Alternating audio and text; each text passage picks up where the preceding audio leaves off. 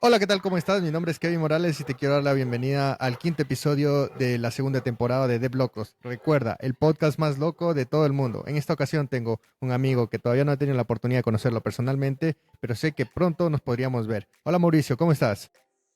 Gracias, Kevin, por invitarme. Estoy muy bien. Genial, genial, chévere Mauricio. Me alegra mucho y te cuento que por acá hace calor. Creo que en varios episodios lo voy repitiendo y la verdad que no sé qué pasa hoy, por lo menos en la parte tropical de Latinoamérica está viniendo una ola de calor. ¿Cómo están por allá en Colombia? También el clima de Bogotá es muy variado. Esta mañana estaba haciendo algo de frío y en este momento sí ya está el sol puesto. Se ve Ok. reflejo del sol a mis espaldas, pero está muy bien del clima. Chévere, chévere, Mauricio. Bueno, Mauricio, vamos a empezar y lo primero que me gusta hacerles una pregunta a mis invitados es, ¿quién es Mauricio Hernández? Bueno, ¿quién es Mauricio Hernández? Mauricio es un desarrollador de corazón Android. Actualmente soy un líder de proyecto de la empresa Mercado Libre, encargado del área de observabilidad. Pero antes de que Mauricio se convirtiera en desarrollador, fui un administrador de proyectos de hardware y la decisión de encaminarme en el mundo del desarrollo fue en un bootcamp hace años atrás. Fue súper interesante porque siempre quise aprender a programar, nunca tuve la oportunidad y hace unos años atrás en un bootcamp de Kotlin inicié y hasta hoy me ha ido muy bien. Wow, wow, chévere, chévere. Oye, y hay algo que te quería preguntar porque por ahí también vi en tus redes sociales que creo que ya diste o vas a dar una charla sobre la observabilidad mobile, justamente lo que vamos a hablar más a futuro en el podcast. Y lo que me llama la atención es cómo vinieron las comunidades a ti, cómo llegaste tú a ellas. Yo estoy en comunidades de hace algunos años, cuando fui desarrollador junior, estaba muy activo en la comunidad de Android Bogotá. Dejé de un lado las comunidades. El tema de la observabilidad mobile es algo que es nuevo, es muy interesante. Dentro de la empresa ya lo llevamos haciendo algunos años y también me gustaría darlo a conocer a muchísima más gente. Creo que es un tabú en el área mobile, desde el área backend es algo como con más experiencia o lleva muchísimos años avanzando, pero el mobile es algo muy nuevo y digamos que deberíamos traer más el tema de observabilidad y gestión de eventos hacia el lado mobile. Creo que es muy interesante. Suena súper bien, oye, eso. Y bueno, antes de seguir con ese tema principal, que bueno, creo que vamos a aprender mucho aquí, me gustaría ir unos años atrás y que me cuentes desde dónde nace este amor, querer, bueno, ganas de aprender sobre la programación y software desde tus inicios. Como le dije, no soy de naturaleza ninguna carrera que tenga que ver con el área de tecnología. Fui un desarrollador empírico en los inicios, en un bootcamp de Kotlin hace unos años atrás. Aprendí los fundamentos de Kotlin porque siempre quise aprender Java, pero nunca se me da la oportunidad. Nunca se me da la oportunidad. Intentaba los null pointer exception. Siempre me impedían ¿Sabes? que el aprendizaje fuera fluido. Hasta que me enamoré de Kotlin, hice el bootcamp, me fue muy bien, hasta el punto de que la persona que hizo el bootcamp me ofreció trabajo como desarrollador y tomé la decisión ya formalmente de salirme del trabajo. Yo era coordinador de proyectos de infraestructura tecnológica en Colombia. Trabajé para empresas, no sé si se pueden decir nombres, pero Sí, tranquilamente. empresas importantes como Hewlett Packard, Aletsmar, acá internamente en Ok. Colombia, y cambié de un rol administrativo a un rol más técnico, empezar a desarrollar features inicialmente. Empecé en una empresa, una startup que tenía él es un Google Developer Expert de Android. Me dio la oportunidad, él tenía una startup. Inicié mi primer año en la startup. Por cosas del destino no seguí con ellos, después con una empresa nacional, desarrollando también aplicaciones nativas, aprendí mucho y se me dio la oportunidad por trabajar en Mercado Libre como desarrollador de Android, inicialmente en el equipo de SRE, que es una rama de la observabilidad. Cuando entré al equipo no sabía ni siquiera qué significaban las siglas SRE, acepté simplemente porque era Mercado Libre y siempre quise, había tenido compañeras que estaban trabajando en Mercado Libre y siempre dije, uy no, Mercado Libre es un buen empleador, quiero trabajar en Mercado Libre. Cuando ingresé, entré al área de SRE. Recién estaba inaugurado el equipo, éramos 2 personas, un desarrollador senior y yo entré como desarrollador semi-senior a empezar a armar como el equipo de SRE. Años después me promovieron a senior. En ese transcurso aprendí muchísimo. Mercado Libre todos los días se aprende, se evoluciona muy muy rápido. Y en el transcurso me dieron la oportunidad para elegir si me quería ir por el lado de TL o del lado de PL. Yo como venía de una naturaleza de administrar personal en mis vidas pasadas, el cambio fue muy fácil. Ser otra vez, cuando me promovieron a PL fue muy fácil. Entonces, actualmente soy el líder de la observabilidad nativa en Mercado Libre y estamos creando grandes cosas para Mercado Libre internamente, para todo el equipo de frontends que tenemos, alrededor de 500 frontends, y es muy bueno. Digamos que todo lo que se construye para escalar dentro de todo el ecosistema. Wow, wow, chévere. Chévere esa historia, oye. Y bueno, me surgen algunas preguntas de lo que acabas de mencionar. Y es lo primero, antes de hacerte la pregunta como tal, me gustaría decirte que yo también fui una persona que odió en su momento, bueno, Java porque no lo tuve que creo que hacer a la fuerza. Después cuando conocí Kotlin, como yo venía de una base de Swift, fue la curva de aprendizaje muy, muy rápida para mí, ¿no? Entonces creo que ese cariño que le tienes y hoy en día cómo podemos desenvolvernos en eso nos ha ayudado también a querer más ese lenguaje y a defenderlo en cierta parte, ¿no? Y bueno, ahí va mi pregunta que hablaste sobre los bootcamps, ¿sí? Hay un Sí. mito que en muchas ocasiones suelo preguntar a mis invitados cuando abarcan este tema, que es sobre los bootcamps como tal. ¿Qué piensas de ellos? En algunos casos yo he visto bootcamps y no quiero generalizar, algunos casos que, bueno, en un mes, en 2 meses, en 6 meses, tú ya eres una persona de cero experto. Creería que te venden algo que tal vez no es posible en el mundo del desarrollo y tú creo que me puedes entender que programar, irse por el mundo del software no es de la noche a la mañana. Esto lleva años de experiencia y también años de aprendizaje donde te equivocas bastantes veces para también poder crecer. ¿Qué piensas acerca de esto?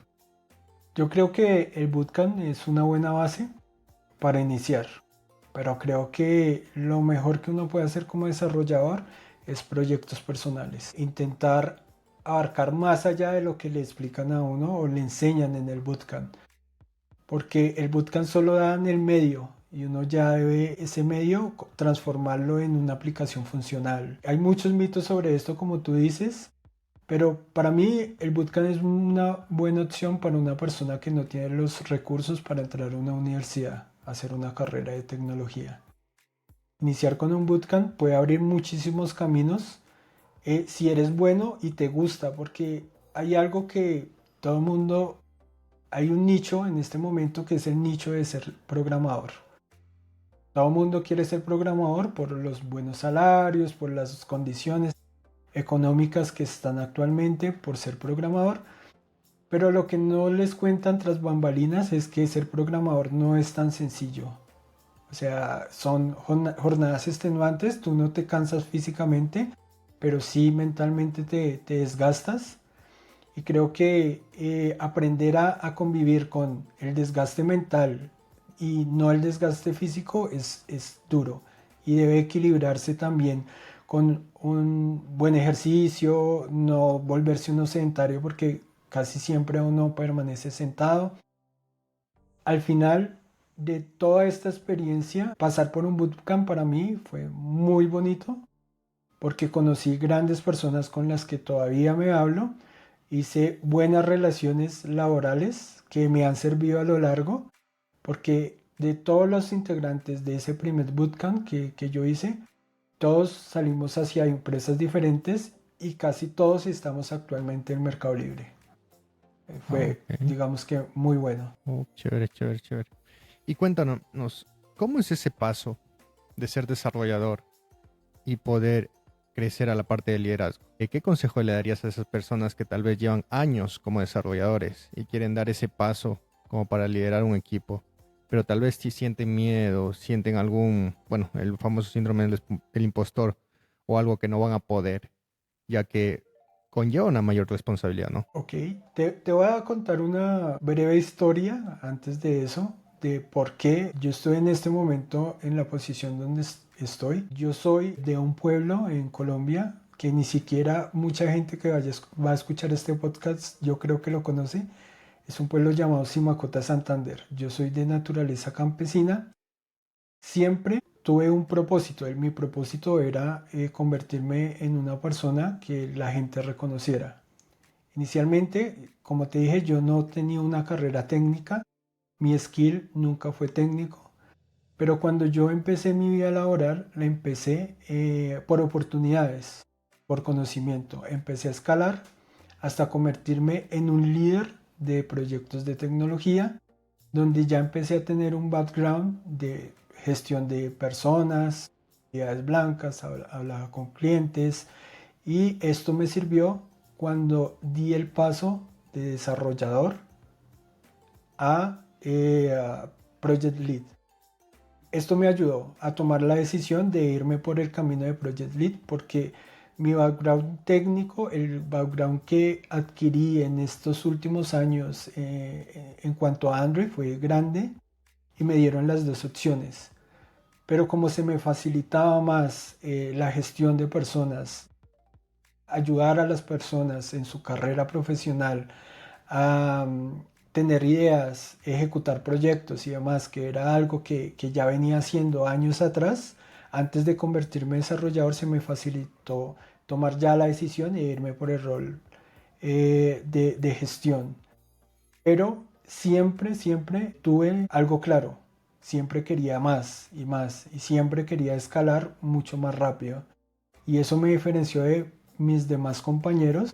Muchos de ellos todavía son semi-senior, 3 años después de yo entrar a Mercado Libre. Y la resiliencia creo que es lo que debe tener todos los desarrolladores, la capacidad de siempre decir, no quiero esto, quiero más, no me conformo estudiando solo Kotlin, quiero aprender Swift, o no me conformo estudiar Swift y Kotlin, quiero estudiar Dart y así, o sea, la capacidad de que tú tengas también de aprender, porque muchas personas creen que ser líder de proyectos es fácil, pero tú debes hablar a la par con desarrolladores con más experiencia que la que tú tienes. Yo tengo un equipo nativo de desarrolladores Android y desarrolladores iOS que en sinergia hacen una misma librería de observabilidad, pero yo debo cuestionar los desarrollos iOS como cuestiono los desarrollos Android y todo debe ir en una sinergia.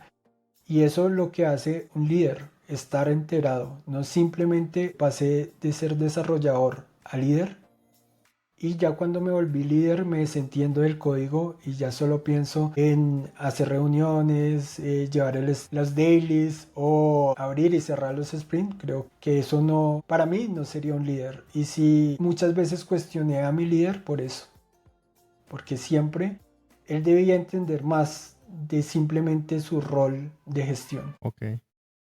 Súper. Y ahí, genial es la historia, me encantó bastante, oye, escuchar esto y qué chévere que nos puedas compartir.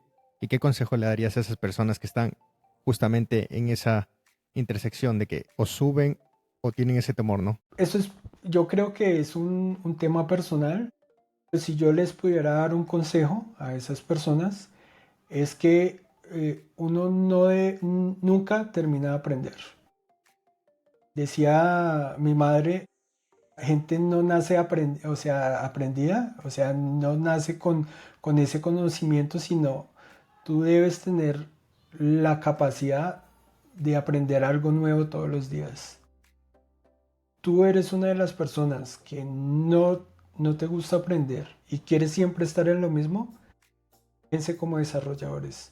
Pero si quieren abarcar un espectro más grande como el de líder de proyectos, deberían subir, precisamente porque ustedes aprenden una cosa de el manejo del personal, otra cosa de cómo gestionar proyectos, cómo evolucionar aplicaciones, porque simplemente tú estás a la par con tu TL, pero tu TL es la parte técnica. Tú eres la que organiza los stakeholders para que todos, o sea, estén de acuerdo contigo de qué se va a hacer en el próximo sprint o en el próximo quarter, en la planeación. Tú debes vender tus iniciativas y es más de todo de volverse un vendedor,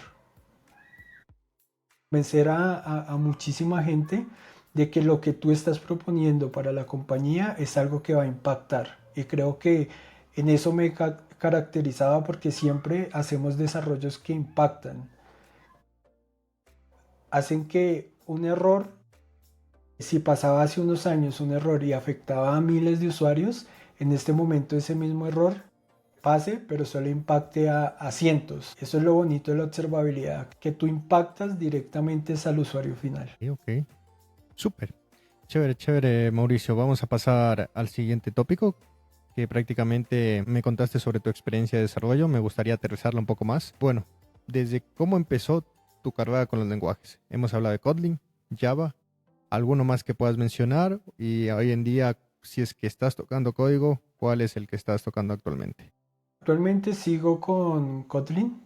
Estoy aprendiendo Kotlin Multiplatform. Creo que es una buena opción para la gente que quiere integrar su capa de negocio en solo una aplicación. Y digamos que como no está tan evolucionada la parte de Compose, hacer su UI en cada uno. Me gusta mucho todo el espectro que está abarcando Kotlin. Sé Kotlin para backend con Spring Boot. Mi experiencia inicial fue en backend. En la startup en la que trabajé fue backend con Spring Boot. Sé algo de Dart, Flutter. Sé algo de Dart. Pero creo que lo que más me enfoco en este momento y el código que más toco es crear librerías que puedan capturar información, librerías de observabilidad con Kotlin. Es mi fuerte. Ok, ok. Chévere, chévere. Oye, nombraste KMP y me gustaría hacerte la pregunta para ver tu perspectiva, ya que siempre hay, en todos los podcasts, siempre cualquier pregunta cualquier tema que tú hables puede formularse una pregunta, ¿no? Entonces aquí lo que va es que me gustaría saber qué piensas en que Google sea dueño, bueno, o prácticamente maneje lo que es todo Flutter, también KMP, y a futuro, ¿qué crees que pasará con estas dos tecnologías? Eso sí es una pregunta complicada, en especial porque a los dos les tengo cariño. Digamos que la parte de Flutter para mí va muy enfocada a la parte de UI. O sea, va muy enfocada a tener interfaces muy llamativas a la vista del usuario, pero creo que como se maneja KMP, ellos quieren abarcar todo. No solo la UI con Compose Multiplatform, que todavía no es una solución que esté ya productiva, pero ellos quieren abarcar es la lógica de negocio con todo su ecosistema. En backend con Kotlin, en la lógica de negocio directamente con KMP y tú sabes que también KMP está para web, para desktop y demás. Lo bonito de KMP y lo que me enamora de KMP es eso, que ya estamos del lado del servidor con Kotlin, podemos reciclar algún código o redistribuir algunas cargas del lado backend con Kotlin y la lógica de negocio básica o los casos de uso ya dejarlo directamente sobre la aplicación. Eso es, digamos, que lo que yo pienso de KMP. Flutter, de su parte, interfaces para mí, aunque también hace parte de la lógica de negocio compartida y demás, pero creo que aplicaciones escalables como Mercado Libre y su ecosistema aplicaría más para KMP que para Flutter. Sí, totalmente. Y sabes que yo le tengo también un buen cariño a Kotlin y por ello nació, bueno, está naciendo, mejor dicho, KMP porque todavía está en pañales, podríamos decir. Yo le tengo mucha fe a eso, sí. Y sé que de aquí unos 3 a 4 o 5 años esto puede cambiar mucho. ya que puede ser lo mismo que en su tiempo fue el transcurso de Java a Kotlin como Objective-C a Swift. Entonces, si estas empresas grandes como Apple y Google se ponen duro con estos frameworks para poder construir las pantallas, creo que sería una buena opción. Y sobre todo KMP, que ya sabiendo Kotlin puedes crear tranquilamente una UI, y para las personas que tengan el skill de Swift o iOS pueden crearlo con Swift UI, entonces va a ser lo más cercano a nativo posible, ¿no? Y Sí, bueno, como siempre digo, Swift y Kotlin son lenguajes primos hermanos, entonces prácticamente manejan por ahí el mismo código. sí, a mí la verdad, me sorprende, digamos que desde el momento que yo aprendí Kotlin hasta hoy ha evolucionado muchísimo. Ha traído features muy buenos a la par de Swift. Cuando yo aprendí Swift, fue muy fácil, como lo que tú hiciste, aprender Kotlin después de aprender Swift. Para mí, Swift me llevó un mes a entender cómo se programa en Swift. Entonces creo que la lógica de negocio podría ir en Kotlin y las interfaces cada una en Swift UI y en Compose del lado de Android, y sería una aplicación perfecta. Sí, totalmente. Aunque no quiero decir que Flutter no es una buena opción, para que no me malinterpreten, porque tengo muchos Sí, amigos fanboy de Flutter, entonces la sí, idea sí, es que Flutter me fascina el tema del, como tú dijiste, las animaciones, las UIs, pero como tal, las animaciones, cómo puede hacer tantas cosas tan increíble en poco código, ¿no? sí, exacto. Yo no desmerito todo lo que hace Flutter, porque para mí, o sea, es una buena alternativa. Para un proyecto que tú quieras construir muy rápido, que lo quieras escalar y que sea muy llamativo a la vista, sería Flutter, en mi caso. Pero si quieres algo que perdure durante muchísimos años, una aplicación que sea muy escalable, que resiliente y demás, sería KMP. En mi caso, claro, eso es un caso personal. Total.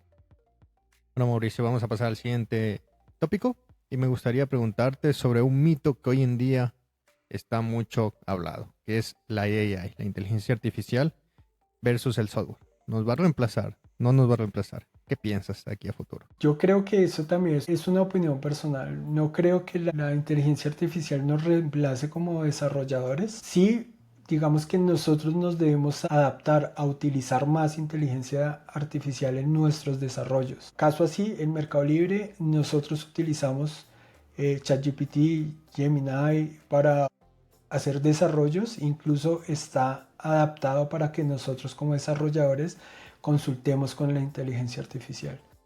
Creo que es más como nosotros desarrollando nos adaptemos a ella, y porque prácticamente nosotros la estamos entrenando. Entonces, en mi caso, yo digo que no nos va a reemplazar, pero sí es una herramienta que nos va a ayudar definitivamente a desarrollar muchísimo más rápido. Genial, genial. Y ahora demos la vuelta a la pregunta y en base a las empresas, ¿crees que las empresas que no se actualicen de aquí a futuro con inteligencia artificial puedan caer, puedan morir en su flujo de trabajo? No creo, será un poco más lento hacer sus desarrollos, pero sí creo que las empresas que no se sumen a la inteligencia artificial es válido. ¿Por qué? Porque, digamos, quieren hacer las cosas a la antigua, quieren sus desarrollos asegurarse que los está realizando una persona. Entonces, también es válido que ellos quieran ir paso a paso y no adaptados a algo que va a absorber prácticamente el 90% del mercado, que es la inteligencia artificial. Totalmente de acuerdo. Chévere, chévere, Mauricio, conversar con esto. Y bueno, vamos a pasar al tema principal del podcast, que es las claves de la observabilidad en mobile y para optimizar el rendimiento y experiencia.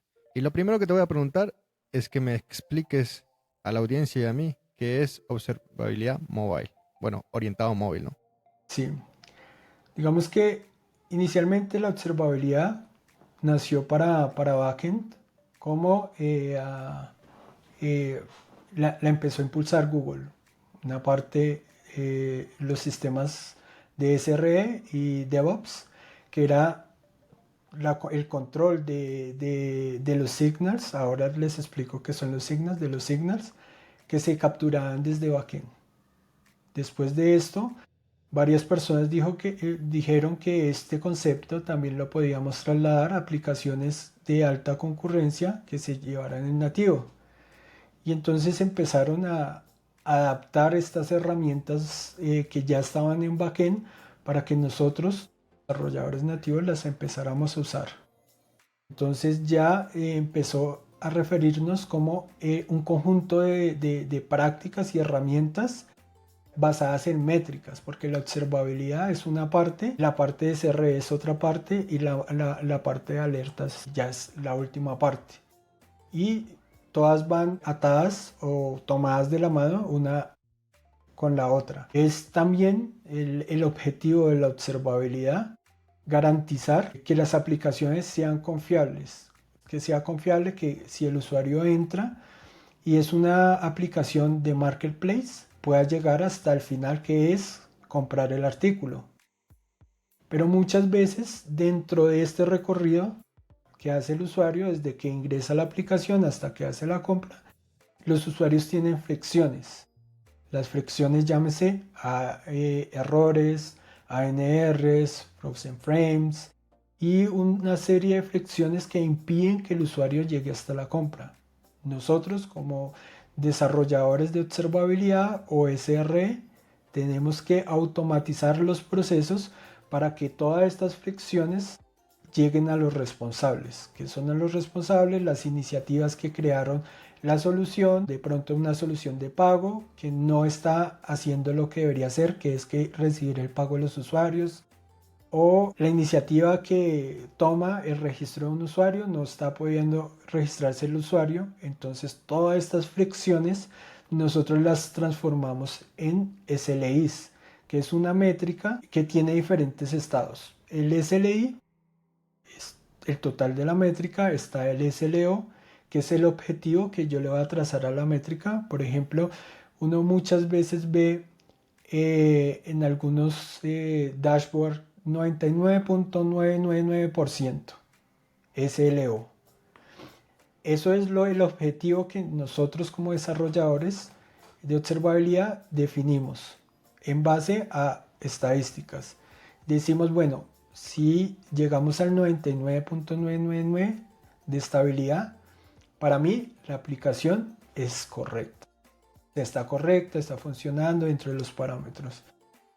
Pero si bajamos al 99.98, que ya es nuestro SLA, automáticamente alertamos, warrant, miramos cómo podemos mitigar y cómo podemos accionar, porque una cosa es tomar la data, pero la otra es accionar. ¿Qué necesitamos hacer? Crear una nueva versión, tomar datos, apagar una feature flag, hacer correcciones en el backend o lo que sea necesario para que el usuario pueda hacer su conversión. Nosotros en SRE tenemos un medidor que es el medidor de la felicidad del usuario. Son 3 caras: la cara triste del usuario, que está normal, y la que está feliz, que es el emoji que está feliz. Entonces nos basamos como en esas 3 caras, y muchas veces nuestro objetivo es que el usuario siempre esté feliz como desarrolladores. Pero ¿qué sucede? Si el usuario tiene fricciones, se va a ir hacia la cara triste, y es un usuario que desinstala la aplicación, que no vuelve a comprar, que hace los comentarios en el Play Store que con una estrella y demás. Y eso es lo que nosotros debemos evitar. Para eso se creó la observabilidad nativa. Ok, genial, genial. Chévere. Me surge una pregunta, oye. ¿Cuál sería la diferencia para los desarrolladores en integrar Analytics? Porque entiendo que en las Analytics también puedo ir traqueando, digamos, el flujo del usuario y también después pudiendo tener esa data para yo poder decir, ok, hasta aquí llegó el usuario o no pudo completar o se cayó un servicio XXX, ¿no? Entonces, ¿cuál crees que sería esa diferencia? Digamos que muchas veces se confunden las analíticas de negocio con la observabilidad. ¿Por qué? Porque digamos que la analítica de negocio puede tener una data más exacta. La observabilidad, por ejemplo, son muestreos o sampleo, como le decimos internamente, que simplemente con esa porción de usuarios yo sé que está pasando algo. En la analítica, yo en base a tracks que está capturando durante el flujo, estoy tomando información que puede decir que el usuario no está pudiendo pasar de un punto a otro. Por eso ahí es donde entran las signals.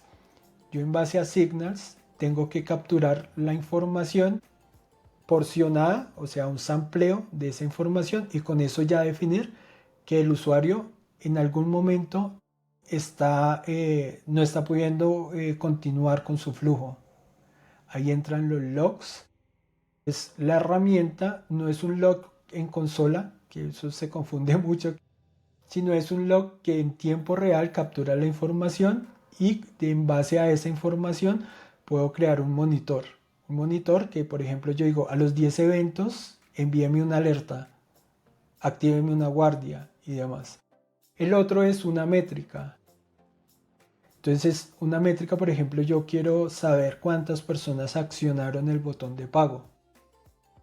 Entonces, y que tenga dos condiciones. Una condición es que se haga el pago y que no se haga el pago. Entonces, que me alerte cuando el pago no se haga o cuando haya algún issue en esa parte del pago.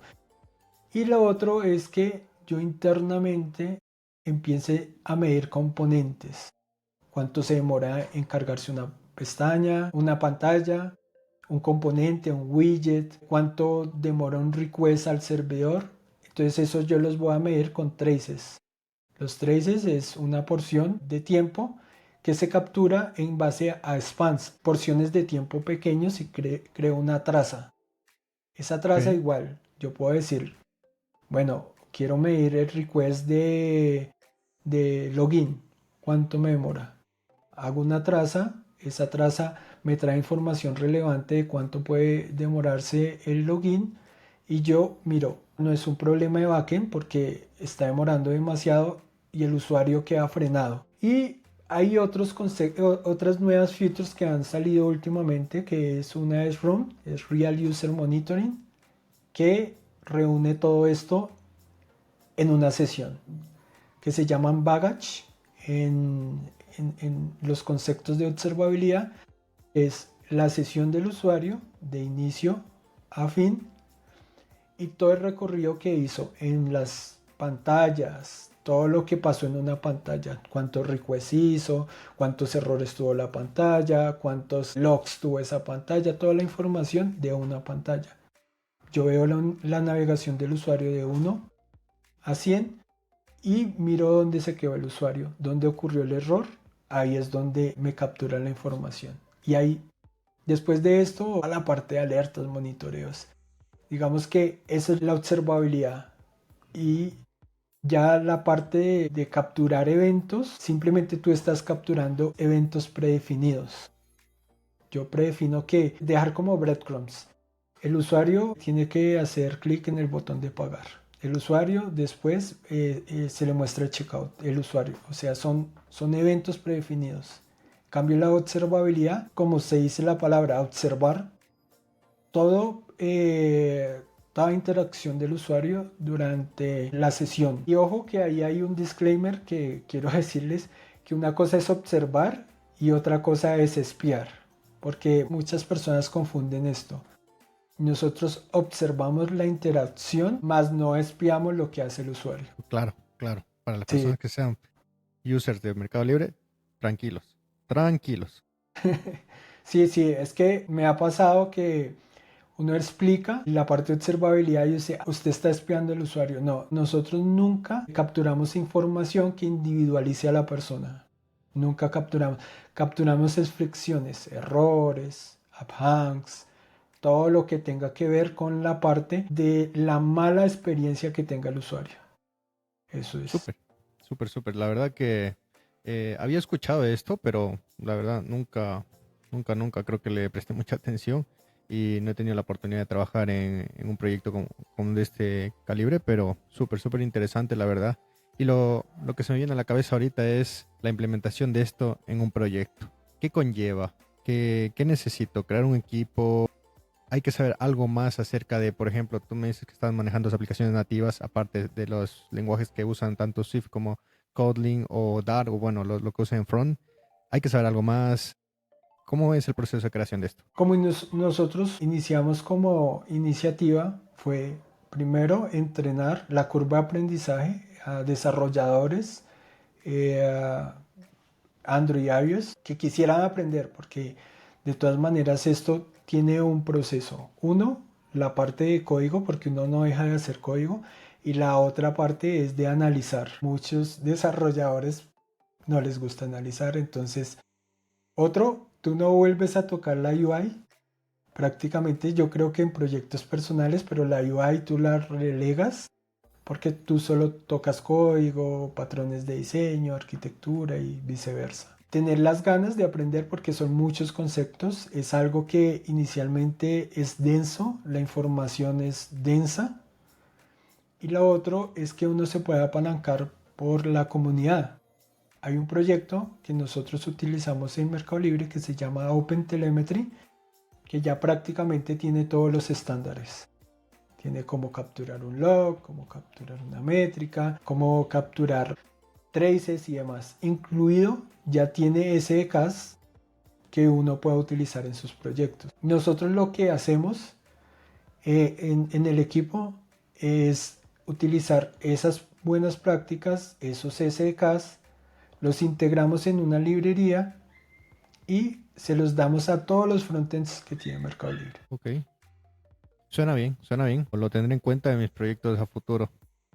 ¿Sí? Bueno, Ahí lo importante es que la documentación siempre es única y el proyecto se llama OpenTelemetry para .io para los que quieran investigar más del tema. Ahí está todo, desde cómo implementarlo, cómo capturar la información, cómo enviarla. Pero una cosa es capturar la información. Hay otra parte que es indexar la información. Entonces, ustedes lo pueden hacer en servidores propios, se puede hacer, pero también se puede hacer en proveedores externos. Está New Relic, Datadog, Dynatrace y otros proveedores que indexan esta información. súper, súper, lo voy a anotar por aquí, como para después agregarlo al tema del podcast. Genial. Oye, y me gustaría que para ir finiquitando este tema, me digas por qué. ¿Por qué usarlo? ¿Por qué una empresa debería usar esto? ¿Una startup debería usar esto? ¿O una aplicación que yo haga tal vez personal y esté creciendo debería usarlo? Me he encontrado últimamente con desarrolladores a los que he entrevistado y les hago una simple pregunta. ¿Has utilizado alguna herramienta de error reporting o captura de eventos? Y la mayoría me dice que no. Creo que es importante nosotros como desarrolladores velar por la felicidad de nuestros usuarios y muchas veces por la deuda técnica o por evolucionar la aplicación a pasos agigantados, no nos detenemos a pensar en esto que después digamos que va a ser deuda técnica y no estamos como presentes en la felicidad del usuario, o sea, en que el usuario se sienta bien utilizando nuestra aplicación. Y el por qué se debería usar es eso, la felicidad de nuestros usuarios. Si yo quiero que mi usuario me recomiende como aplicación a otra persona y que no esté hablando mal de mí con la otra persona, porque eso sucede. Si tú observas, caso, descargué una aplicación, tú la abrí, dos interacciones, me cerró, uy no, qué aplicación tan mala. Directo al Play Store a ponerla una Exacto, estrella. directo. Pero si yo capturé ese evento, lo mandé a un servidor, ya sea Crashlytics Sentry. o Sentry o Datadog, Boxnack o la herramienta que utilicen, y yo analizo ese evento y digo, no, esto simplemente es apagar una feature flag. Apague la feature flag para que a otro usuario no le pase. Y después analizo el evento, lo soluciono, en el próximo release ya sale, vuelvo y enciendo la feature flag. El usuario solo le falló a uno. Le pudo haber fallado a muchísimos dependiendo de la versión. Pero mitigamos un evento que pudo hacer que la aplicación perdiera mucho dinero en simplemente capturando un evento. Digamos que ese es el concepto sencillo. Otro concepto de por qué usarla. Quiero impulsar una campaña.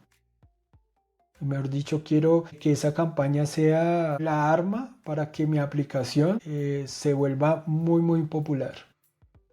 Lancé la campaña, quiero saber los usuarios que están descargando la aplicación, cuánto se demoran desde el startup de la aplicación hasta llegar a la campaña. Voy a hacer un funnel de conversión, saber si tiene opción la campaña y demás. Todo eso lo mando a una métrica, esa métrica la grafico, se la muestro a la parte que toma las decisiones de dinero en la empresa y digo, vea, ustedes invirtieron $1, con la campaña se les devolvieron 3. Entonces, sí es algo que genera valor. Pero también hay otra cosa que no se debe hacer cuando uno implementa observabilidad, que es tomar esto para hacer troubleshooting en producción. Que eso sí lo he visto muchísimo. Que está pasando un error, pero voy a meter un log para saber si el usuario pasa o no pasa por ahí. No, que después de eso voy a enviar otro log para saber si el usuario elige el verde o el amarillo. Eso es lógica de negocio y eso lo debe hacer la analítica. Eso lo debe capturar eventos de No lo analítica, logs. no observabilidad. Y ese es un error que se comete mucho, que es hacer troubleshooting de negocio con herramientas de observabilidad. Están, digámoslo así, en palabras castizas, están invirtiendo mucho dinero en una herramienta que es para prevención y gastando recursos y demás para algo que puede hacer una herramienta que es mucho más económica y simplemente es enviar un evento. Genial, genial Mauricio. Muchísimas gracias de verdad por contarnos todo esto y por aterrizarnos todo este tema a la audiencia y también a mi persona, porque como te decía, lo había escuchado en algún momento, pero no tenía conocimiento a full de esto, ¿sí? Vamos a continuar con los tópicos y bueno, aquí viene una pregunta que desde esta segunda temporada les estoy haciendo a todos mis invitados y es, ¿qué le dirías al Mauricio Hernández de hace 10 años atrás? Que aprendiera a programar. Hace 10 años, o sea, tendría una ventaja muchísimo más grande contra otros desarrolladores si hubiera aprendido hace 10 años. Mi background es de solo 5 años. 5 años que llevo desarrollando en forma. Pero si hubiera aprendido 5 años antes, ahorita tendría muchísimo más conocimiento. Sabría más del tema de desarrollo, podría apoyar muchísimo más a mis desarrolladores y creo que eso sí le iría, sería una buena experiencia porque de verdad, dejémonos de mentiras, los beneficios que uno tiene como desarrollador son grandes y tener eso hace 10 años hubiera sido muy bueno. Genial. Chévere, chévere, Mauricio. Ahora vamos a ir con las preguntas desde Blocos. Son 5 preguntas que te las voy a hacer en este momento, ¿ya? La primera es, ¿recuerdas cuál fue tu primer pago como desarrollador de software y qué hiciste con él?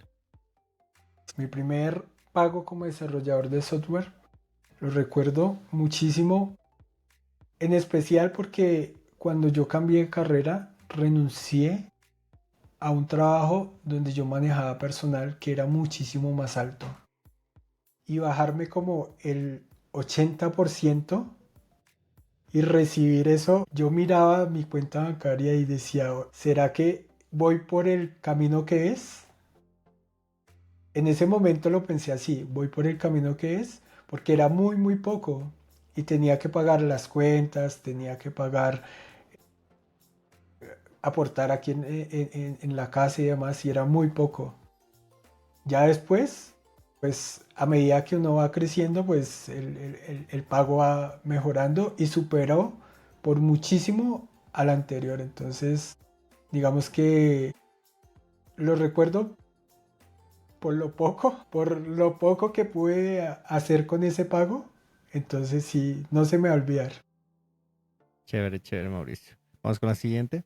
¿Alguna vez has tenido un error tan grande que te hizo reconsiderar tu carrera como desarrollador? ¿Cuál fue? Sí, sí. Hice un push force a master y borré el trabajo de 2 días. Y te querías esconder. No, cuando era junior. Oh, wow. Sí, no, me acuerdo que incluso me dijeron, ¿usted de verdad quiere seguir en esta carrera? Porque fue grande, prácticamente borré los cambios de 3 días. Aunque un Git expert ahí nos ayudó a recuperar la información, sí, no sabía dónde esconderme. Genial, genial. Vamos con la tercera. Si solo pudieras trabajar con un framework o lenguaje de programación el resto de tu vida, ¿cuál sería y por qué? Kotlin. Cuando lo conocí, amor a primera vista, cómo ha evolucionado, creo que es un lenguaje que dará mucho trabajo de aquí en adelante para los que quieran aprender cosas. En eso estamos iguales, mira. Kotlin y Swift. Desde que lo conocí dije, estos lenguajes me los llevo conmigo. Muy Vamos a la bueno, cuarta digamos. pregunta. Dale, dale. Le damos la vuelta y es, si pudieras borrar un lenguaje de programación del mundo, ¿cuál sería y por qué? Ya lo sabes, desde el inicio lo dije. Java. Es muy bueno. Yo no digo que sea un lenguaje malo. Es súper bueno. Pero creo que en el momento que yo lo intenté aprender, no estaba como tan evolucionado como en este momento. Entonces no era fácil de aprender. Daba más dolores de cabeza que soluciones. Entonces creo que Java sería el elegido. Y eso que ya vaya, lleva años, Por eso, años, años. sí. Genial. Vamos con la última. ¿Qué es lo más raro o inesperado que has encontrado en el código de una persona? La verdad, estábamos también en la startup eh, y encontré documentación de como un menú. Decía, se entra por acá, después ejecuta y muestra en pantalla este botón. Después hace un request a backend y así, documentación, pero parecía que tú estuvieras leyendo un libreto. Era paso a paso. Yo, uy, qué documentación tan detallada. Y literal era porque la persona no sabía y lo anotó para recordar qué era lo que hacía cada cosa. Wow, wow, wow. Chévere, chévere, Mauricio. Bueno, y por último me gustaría que a la audiencia que nos está viendo y nos está escuchando en este momento, le des un consejo para empezar a programar. No, que se animen. Digamos que el primer paso es intentarlo, que creo que es lo más difícil porque muchas personas, y he escuchado, dicen, es que programar es muy difícil porque tiene matemática, o sea, así he escuchado.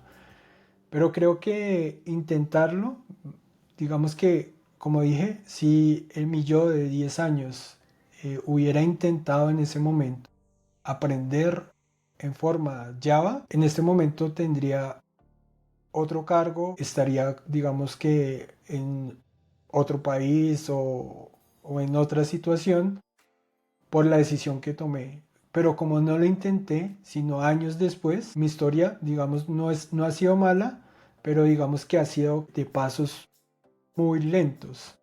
Precisamente es por mi edad, me veo muy joven, pero prácticamente ya estoy llegando al cuarto piso. Entonces es algo que digo, si la persona tiene la duda de aprender, dele la oportunidad. Esto también es de gustos. Si no le gusta, no pasa nada, cambia de actividad.